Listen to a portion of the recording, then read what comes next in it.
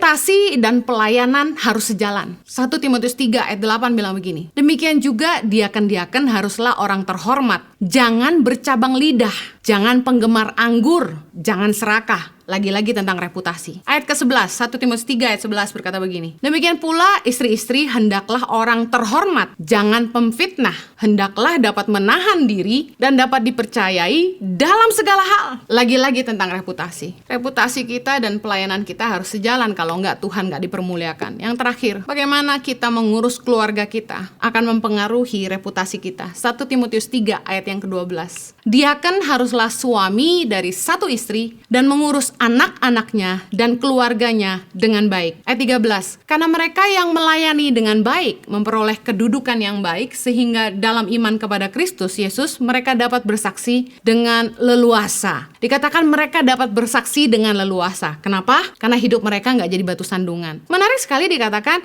diaken haruslah suami dari satu istri, mengurus anak-anaknya dan keluarganya dengan baik. Tidak bisa dipungkiri bahwa reputasi seseorang akan dipengaruhi oleh bagaimana sikapnya terhadap orang-orang di sekelilingnya, khususnya terhadap pasangannya dan keluarganya. Bagaimana seseorang menjalani rumah tangganya akan mempengaruhi pandangan dan kepercayaan publik terhadap dia. Saya ingat di waktu yang lalu ada seseorang yang begitu terkenal, lalu tiba-tiba satu hari dia kawin lagi, nikah lagi dengan istri yang kedua, dan saat itu saya ingat betul reputasinya langsung rusak dan publik langsung tidak suka.